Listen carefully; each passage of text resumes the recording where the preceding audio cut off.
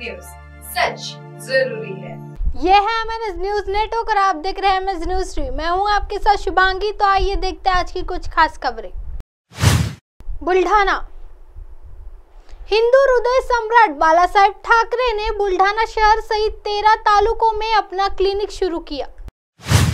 गरीबों को देर रात तक मुफ्त इलाज मुहैया कराने के लिए स्वास्थ्य विभाग ने 1 मई से हिंदू हृदय सम्राट बालासाहेब ठाकरे का क्लिनिक शुरू किया है। क्लिनिक दोपहर 2 बजे से रात्रि 10 बजे तक खुला रहेगा और इस स्थान पर 147 स्वास्थ्य जांच और निशुल्क दवाई दी जाएगी। वर्तमान में जिले के प्रत्येक तालुका में 1 क्लिनिक शुरू किया जाएगा और स्वास्थ्य विभाग कुल 32 क्लिनिक शुरू करने का प्रयास कर रहा है।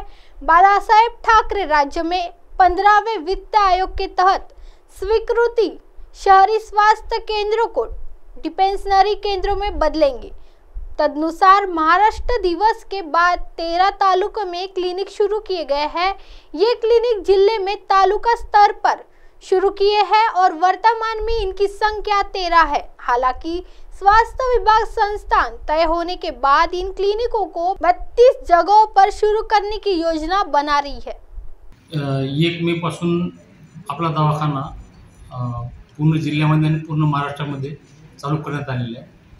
आपल्या जिल्ह्यामध्ये 13 तालुके आहेत, तर 13ही दवाखाने प्रत्येक तालुक्याच्या ठिकाणी चालू झालेले आहेत। तसे एकूण 32 तयार करायचे आपल्याला आणि 1 मेला महाराष्ट्र दिनी 13 दवाखाने हे चालू झालेले आहेत। याच्यामध्ये 1 मेडिकल ऑफिसर आहे, 1 आरोग्य सेवक आहे आणि 1 स्टाफ नर्स याची नियुक्ती करण्यात आलेली आहे। फक्त त्याची प्रोसेस चालू आहे नेमणुकीची, तर ते लवकरात लवकर ते पण होऊन जाईल। सध्या आपण तालुका आरोग्य अधिकारी यांच्या स्तरावर तिथे मेडिकल ऑफिसर आणि कर्मचाऱ्यांची नियुक्ती तिथे केलेली आहे आणि हे याचं टायमिंग आहे दुपारी 2 ते रात्री 10 वाजेपर्यंत। जे काही गोरगरीब मजूर लोक काम करून येतात त्यांना काही असं प्रॉब्लेम जर वाटला तर दुपारी ते ह्या दवाखान्याचा फायदा घेऊ शकतात आणि आपले आरोग्य आणि निशुल्क असे त्यांना इथे औषध उपचार केले जाणार आहे आणि महाराष्ट्र शासनाची ही चांगली योजना आहे, गरिबांच्या फायद्याची आहे, तरी याच्यामध्ये सर्वांनी लाभ घ्यावा।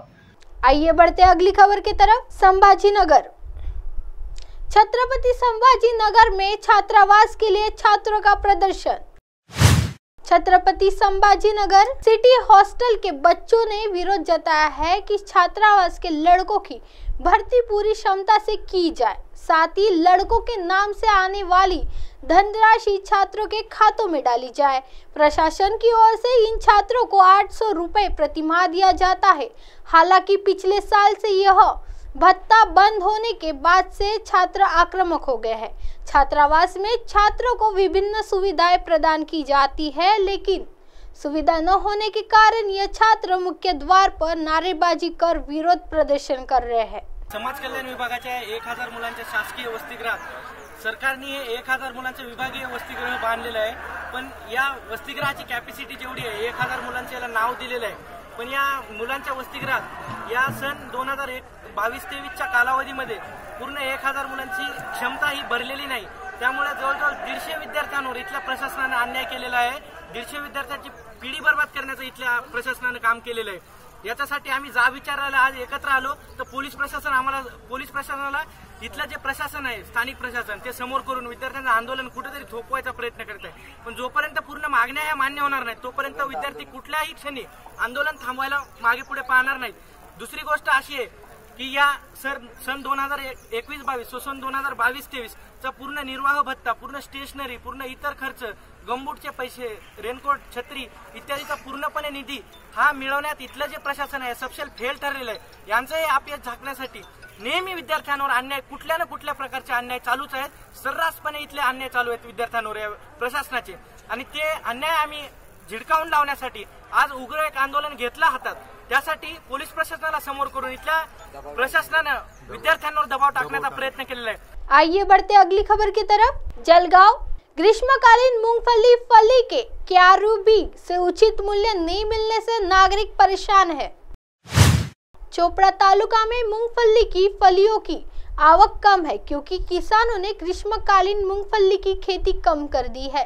किसान 50 किलो 60 किलो प्रति क्विंटल साल भर के उपयोग के लिए खरीद रहे हैं क्योंकि आम लोग दुकानों में से मूंगफली नहीं खरीद सकते हैं। लेकिन इस वर्ष ग्रीष्मकालीन मूंगफली की फलियों की आवक कम होने से किसान कृषि उपज मंडी समिति में बिक्री के लिए मूंगफली की फलियां ले आए हैं। वही व्यापारी नीलिमी में कम कीमती मांग रहे हैं, इसलिए किसान 6,800 से 7,000 रुपए प्रति क्विंटल भुगतान कर रहे हैं उन नागरिकों के लिए जो उन्हें घरेलू खपत के लिए खरीदते हैं। इस साल मूंगफली की खेती कम हुई है, साथ ही आमदनी भी कम होने के कारण उन्हें मजदूरी की मार झेलनी पड़ी है, इसलिए चूंकि वे कम कीमत पर बेचने का जोखिम उठा सकते हैं। किसानों ने जवाब दिया है कि नागरिकों को यह कीमत देकर कम से कम कुछ खर्च तो निकलना जा सकता है। कमी आहे, उतारा भी कमी आहे आणि मजुरीला पण परवडत नाही, कारण मजूर उन्हाच्या तडाख्यामुळे 80-90 रुपये डबे नेते तोड होते।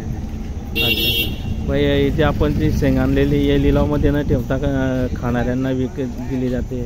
व्यापारी शेंगाला कमी भाव देत आहेत, आवक कमी असल्याने त्यांच्या मर्जीप्रमाणे ते भाव मागतात, त्याच्यामुळे बाहेर हात विक्री करून ते आम्ही देत आहे। म्हणजे शेतकऱ्यांना ते परवडत आहे। हां, हे थोडंफार परवडत आहे, जास्त पण नाही। मार्केटला जास्त शेतकऱ्यांची भावामध्ये खच्चीकरण केलं जातं। खच्चीकरण करायचं किती एकूण आणलेली शेंग? सर्व 40 क्विंटल, आता अर्धी आणलेली, अर्धी अजून घरी पडलेली। बरोबर। दादा काय खरेदी केली? शेंग उन्हाळी भुईमुंग शेंग। हो, उन्हाळी भुईमुंग। काय भाव आहे? 7,000 रुपये। 7,000 रुपये। हो। आवक कमी आहे का? आवक कमी आहे म्हणूनच भाव आहे। भाव आहे। हो। किती किलो घेतली? 50 किलो। 50 किलो घेतली। अब आप हमारे चैनल को आपके मोबाइल पर भी देख सकते हैं। मोबाइल ऐप पर देखने के लिए play store Amazon news app download करें। इंस्टा, ट्विटर, हाई कुक, फेसबुक और कई सोशल मीडिया के प्लेटफॉर्म पर हमारा चैनल उपलब्ध है। आप इसे यूट्यूब पर भी देख सकते हैं। आप हमारे चैनल को लाइव भी देख सकते हैं www.amaznews.com पर। फिलहाल वक्त तो चला है दर्शकों ब्रेक का। ब्रेक से लौटने के बाद देखिएगा देश और दुनिया की तमाम खबरें। बनी रही अमेज़न न्यूज़ पर। नमस्कार।